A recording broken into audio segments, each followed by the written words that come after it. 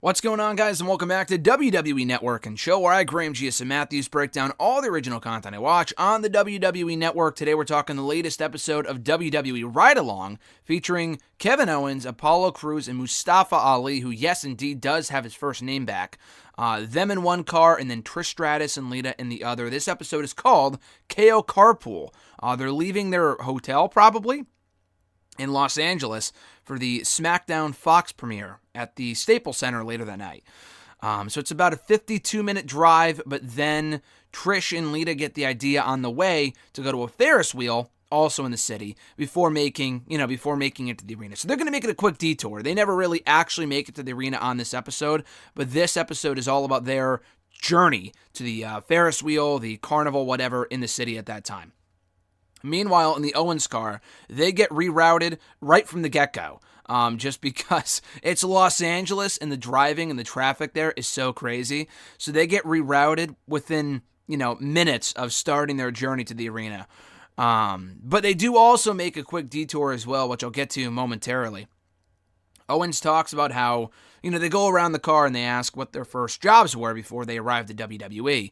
Kevin Owens says that he used to work at a gas station and a warehouse while he was wrestling, I guess, early on. Apollo Crews actually used to work for Delta, which is really interesting. He was actually the person that would, put the bags on the plane and take the bags off the plane. So that was his first job, or, his former job before WWE. And then Mustafa Ali, which is very well documented, used to be an officer in Chicago. And someone recognized him, I guess, while he was on the job. And, he was like, "Oh, you've seen me wrestle before?" And he's like, "No, dude, you arrested me," which is really funny. And he was like, "Oh, shit." And then the guy was like, No, don't worry, dude. You were really nice, blah, blah, blah, which is kind of funny. But he told people that he worked with, because he'd have, scratches on him and he'd be all beat up. And he never told them about the independent scene in wrestling. He just told them that he was a boxer. And then people that he worked with said, "Well, you must be a pretty shitty boxer if you have all these scratches on you," which is pretty funny too. Trish and Lita recall almost being late one time to the arena. And they're kind of in a similar situation now. They're going back and forth with Mark Carrano. Mark Carrano is texting Trish, asking them where they are, if they're on their way. And technically they are. They're just making a quick detour first. They're trying not to miss the blue carpet, which I don't think they did. So it really wasn't that big of a deal. Apollo Crews talks about working for Dragon Gate USA and how it was A.R. Fox, the former, what was his name? Dante Fox in Lucha Underground? That's how I know him. I've also seen him in Evolve in person and on, the network, whatever. But he's also really, really good. But yeah, he got Apollo Crews his tryout for Dragon Gate USA. It worked out, obviously. And it got Apollo Crews into Japan. Owens talks about how he was also in Japan for about 2 months, and while he was there, he roomed with, I forgot the name of the gentleman, but he roomed with someone, some Japanese wrestler who would come out of the door in their room just butt-ass naked, and Owens was kind of startled at first because he'd be sitting there on his laptop on the floor, and this guy just walks in naked with his junk hanging out, but obviously, eventually he got used to it because he used to do it so often, which is just, that's a great story. I was going to say a funny visual, but not really. I'd rather not see that, but that is a funny story for Kevin Owens, though. So then we also see Trish and Lita talking about the SmackDown Fist, because they're recalling their favorite SmackDown memories, whatever. So they talk about the SmackDown Fist and how apparently for the producers and the stagehands and stuff like that, it was such a pain in the ass to put together. As cool as it was a fucking pain in the ass, which is why they eventually did away with it. So anyone asking, when is the SmackDown Fist coming back, bring it back, that's probably why it will never be brought back, just because it was such a pain in the ass to put together on show day every single week, I guess. Meanwhile, Owens, Ali, and Crews visit the old PWG arena. Now, I'm sure Crews has maybe wrestled there. I don't actually know. I'm not sure. Ali, I don't think ever did. Kevin Owens, had almost a big part of his career in that arena. He recalls El Generico, a.k.a. Sami Zayn, winning the championship there and taking the friggin' the vent off the ceiling, which was kind of funny. And they go to the same spot where Kevin Owens filmed that Champion of the Universe promo 5 years before he won the Universal Championship in WWE, which is pretty cool. Didn't mention the Bucks or Adam Cole, but that's who it was with him when he cut that promo 5 years ago, or many, many years ago. At this point, it would be 8 years ago, I guess, because he won the championship in 2016. Anyway, So Trish and Lita talk about Trish's comeback match at SummerSlam facing Charlotte, how Trish was so nonchalant and telling Lita, like, yeah, I got one more match. You know, Charlotte at SummerSlam, no big deal.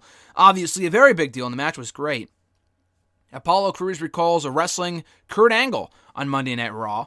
And Kurt Angle's last match ever in Pittsburgh in his hometown on Monday Night Raw ahead of WrestleMania 35, and how cool he was to work with. And Kurt Angle is grateful for Apollo Crews, and Apollo Crews is like, dude, you're Kurt Angle. I'm grateful to you. Kevin Owens, on the subject of, helpful veterans, Kevin Owens brings up Mark Henry and how imperative and how crucial he was to his career in WWE.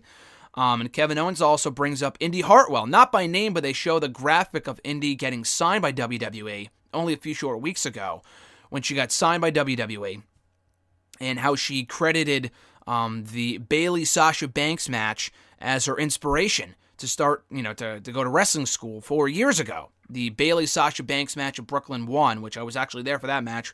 One of my favorite matches I've ever seen live.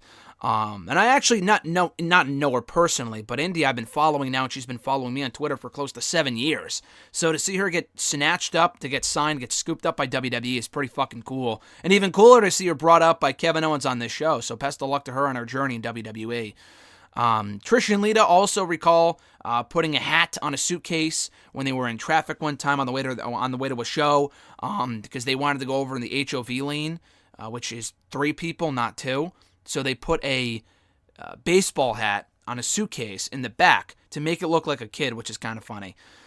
Kevin Owens talks about being home every day and night for 5 months straight when he was out with that injury in late 2018, early 2019. Ali also recalls his wife getting pregnant as soon as he got signed by WWE 3 years ago. So it was really hard, some of the hardest times of his entire life, being away from his wife while she was pregnant. And he asked Triple H, hey, can I go home to see my son born? And he's like, absolutely. You can move back there for a bit, whatever. So he allowed him to do that. Ali did a quick loop, went back home, and got home in time to see his son born the very next day, which is really cool. Trish and Lita discussed the differences between the American and Canadian, idioms and stuff like that. Not catchphrases, but like sayings and stuff like that, and biggest differences and between the between the United States and Canada, and how different certain things like bathroom and washroom and restroom and stuff like that, how kind of certain sayings are different between the two countries. Kevin Owens, while in the car, he answers a spam call on the car. And of course, Kevin Owens wanted to answer anything, so he answers the call on the car. And we hear many phone calls here on the show. We've heard from Dana Brooke's mom. We've heard from wives and husbands and stuff like that, spouses. We never have heard from a spam call before prior to this episode. So Kevin Owens picks up the phone, and it takes her a couple seconds to respond, but she eventually, picks up the phone, and she eventually answers Kevin and goes, "Hi, I'm looking for someone named Winston." And Kevin Owens just says, "Well, I don't think he's in the car right now, so leave him alone. Stop spamming me," or whatever. Like, I know this is a spam call, and he hangs up, which is so fucking funny. I thought that was just great. So anyway, Kevin Owens and Ali, speaking of them, they discussed their wives on Instagram and how they both kind of asked their husbands if they can be on Instagram, kind of knowing the backlash that they might get from fans, but they're dealing with it well, because I guess Ali's wife is really big into photography, which is cool. Kevin Owens' wife too. She obviously gets a lot more hate for whatever reason than Ali's wife, from what I imagine. Owens' wife gets a lot of shit on Instagram, but I guess she's doing a better job of dealing with it, which is nice. Trish and Lita recall recording a CD for WWE, one of those like theme song, compilation CDs they would put out years and years ago, and how they recorded their own, not theme songs, but like random songs that they would sing. Why? I don't know. I'm not sure who else was on it. Probably Booker T, Kurt Angle, people like that. But yeah, Trish and Lita were on it, and they said they actually recorded that CD with like 20 minutes of time because they had to go to a show right after that. Apollo Crews talks about poking fun at Biggie on Twitter years and years ago, back in like 2013, and how Biggie brought that back up years ago on Twitter. I guess he poked fun at him on Twitter back in 2013. Biggie saw this and kind of, returned the favor on Twitter, I guess earlier this year or last year, whatever. Kevin Owens talks about Randy Orton doing a live stream for his gaming channel, playing Halo or whatever it is. I'm not a big gaming guy. I'm pretty sure it was a Halo game. But Randy Orton was doing this live stream, about a month or two ago, and this was recorded around early October, so we'll check out. I think this was before he brought up the AEW thing. Actually, no, this was during the AEW thing, because the Randy Orton live stream, during that stream, he had said, oh, I watched Sammy Guevara on AEW, like, that's so fucking cool, blah, blah, blah. Be awesome to work with him. And this episode was recorded that Friday. So that does check out, that they would be talking about that, live stream that Orton did. Of course, Kevin Owens doesn't bring up AEW when talking about Orton in the live stream, but he does say that Orton brings up certain things that he probably shouldn't, like his contract negotiations, and Kevin Owens texted Orton like, hey dude, you probably shouldn't do that, and Orton actually brought it up on the live stream, which is just hilarious.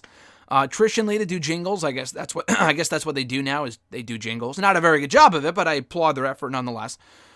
Kevin Owens says that after WWE, he just wants to work with gators. He really wants to work with alligators post WWE. That's how much he loves animals.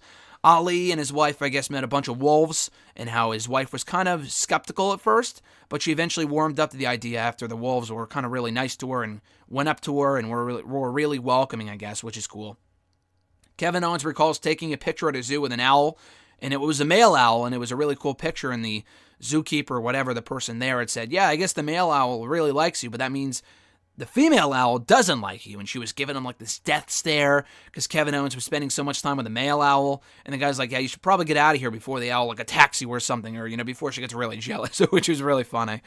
Trish and Lita, meanwhile, arrive at the park festival, whatever it is, the fair, where the Ferris wheel is in Los Angeles. And it looks like a really nice place, like on the boardwalk, maybe, from what it looks like, I guess. But it looks like a really nice area. And they arrive there, and they get a hot dog on a stick. They go on a bunch of rides. They have a really fun day. They do some carnival game. That's the word I was looking for. Carnival, not festival. Carnival. They have fun doing that. They stop to take pictures with some fans, which was cool. And then they're on their way to the arena after that. They were like, should we do the boat tour? And they're like, probably not. We definitely would miss the blue carpet if we went on the boat tour. So we probably shouldn't do that.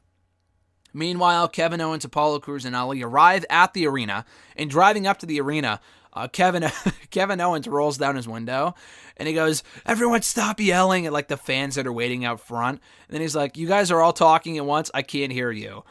So they get inside the arena. The child lock is still on. That was a recurring, a running gag throughout the episode, at least when they got to the PWG arena and then the SmackDown arena, the Staples Center, that, Crews and Kevin Owens would get out of the car, but Ali couldn't get out because Kevin Owens was driving, Crews was shotgun, and then Ali was in the back. And the back doors were like locked because the child lock, so they had to keep unlocking it manually, which is funny. So that happens. Then Apollo Crews, we hear that he rips one on the way walking up to the arena, which was kind of gross, but also funny at the same time to hear that Apollo Crews farted. We didn't hear the actual fart, but he said that he ripped one while they're walking away from the car. So that was that. That was Ride Along. So a very good episode. I love the Kevin Owens stories. Trish and Lita are also great. But I really just wanted to watch this episode for Kevin Owens.